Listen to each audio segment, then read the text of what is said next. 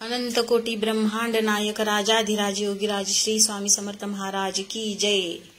श्री स्वामी समर्थ सर्वांना। तर हे बघा, स्वामींसाठी खास असा गोडाचा नैवेद्य बनवलेला आहे।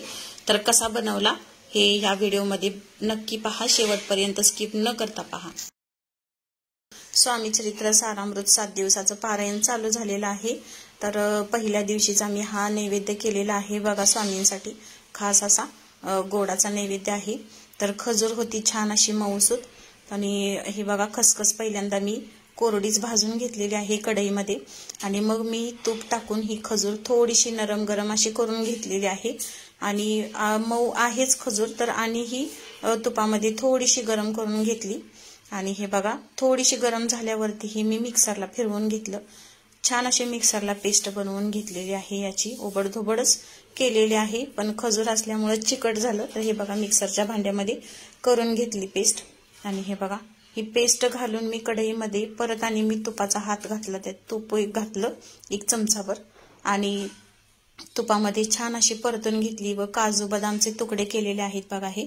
तर हे पण त्याच्यामध्ये छान असे मिक्स करून घेतले, एकदम बारीक काप करून घेतलेले आहेत आणि छान असं व्यवस्थित मिक्स करून घेतलं। हे बघा, अशा पद्धतीने सगळं एकजीव करून घ्यायचं आणि नंतर मग परातीमध्ये घेतलं।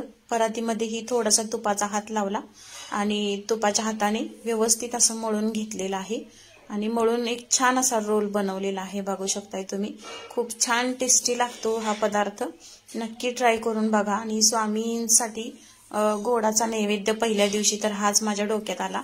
तर हे बघा, हातानेच तूप थोडंसं टाकलेलं आहे आणि छान असं तुपामध्ये रोल करून घेतलेला आहे आणि परत मी त्या परातीमध्येच थोडीशी खसखसची सुरुवातीला भाजून घेतली होती।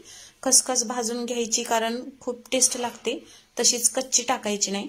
तर थोडीशी गवळी गवळी भाजून घेतलेली आहे मी आणि हे बघा, खसखस छान अशी परातीमध्ये घालून घेतली आणि त्या खसखशीवरती मी परत आणि हा रोल फिरवून घेतलेला आहे।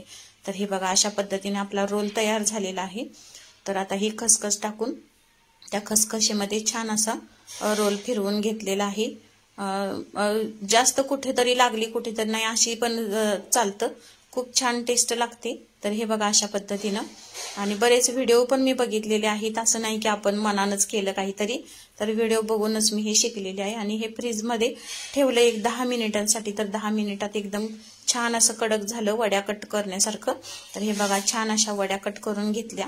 तर स्वामींचा हा पहिला नैवेद्य तुम्हाला कसा वाटला नक्की कमेंटमध्ये सांगा आणि नवीन असाल तर लाईक शेअर सबस्क्राईब करा चॅनलला आणि बेल आयकॉन क्लिक करा। माझा प्रत्येक येणारा पहिला व्हिडिओ तुमच्यापर्यंत नक्की येईल।